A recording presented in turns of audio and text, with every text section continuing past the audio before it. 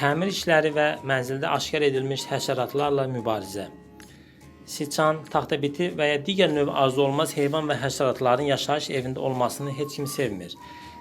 İstilik, santexniki və elektrik enerjisi ilə bağlı mexaniki problemlərlə qarşılaşmısınızmı? Evi su basması, pəncərənin sınması və ya hər hansı bir avadanlığın qırılması ilə qarşılaşmısınızmı? Yaşayış mənzillərinin icarəsi üzrə məsələləri baxan idarəyə və ya qısaca olaraq ORT adlanan idarəyə xoş gəlmişsiniz. Bu videoçartda biz kirayə mənzilin də təmir işləri və mənzildə aşkar edilmiş həşəratlar haqqında danışacağıq.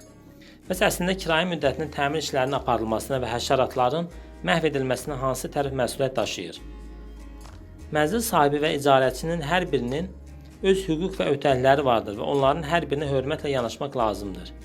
Vəziyyətdən asılı olaraq onlardan biri və ya hər ikisi yaranmış vəziyyətin aradan qaldırılmasına məsuliyyət daşıya bilər. Kirayə müqaviləsi sazişin bir növüdür.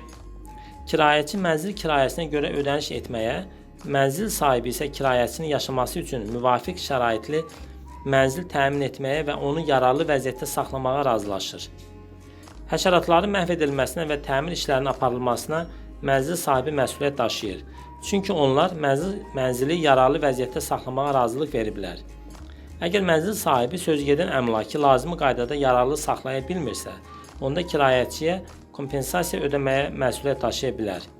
Kirayəçinin yaşayış üçün müvafiq yararlı olan mənzildə yaşamaq hüquqları olmasına baxmayaraq, onlar özləri tərəfindən yaradılmış problemlərə görə məsuliyyət daşıyırlar. Kirayəçilər yaranmış problemin aradan qaldırılmasında mənzil sahibi ilə əməkdaşlıq etmədikləri təqdirdə də məsuliyyət daşıyırlar. Hər iki tərəf arasında müntəzəm ünsiyyət problemləri azalda bilər.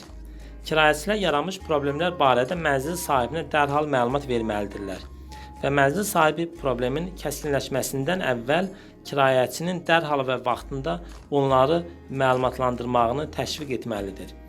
Mənzil sahibi və kirayəçi arasında aydın ünsiyyətin saxlanılması üçün edilən müraciətlərin yazılı formada aparılması, təmir olunası əşyaların və ya digər yerinə yetirilməli olan işlərin sadalanması, nə vaxt başa çatdırılması haqqında siyahının tutulması zəruridir.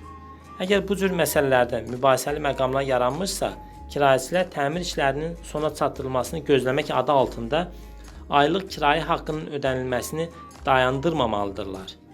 Ödənilməmiş kirayə haqqı icarəçinin mənzildən çıxarılması üçün əsas ola bilər. Əksinə, həm icarəçi, həm də mənzil sahibi ORT-yə müraciət edə bilərlər. ORT təmir işlərinin hansı tərəfin aparılması haqqında qərar verə bilər. Təmir işinin aparılması və ya həşəratların mövcudluğu dinləmə prosesini həyata keçirən hakim hüquqşünas tərəfindən müəyyən edildikdən sonra kirayəçinin ödədiyi aylıq kirayə haqqı azaldıra bilər və ya həmin tərəfə çəkilmiş xərc məbləği ödənilə bilər. Bir daha qeyd etmək yerinə düşər ki, sadə və anlayışlı danışıq bir çox hallarda uğurlu alına bilər. Ətraflı məlumat üçün bizim ofisin www.saskatchewan.ca/ort internet saytına müraciət edə bilərsiniz.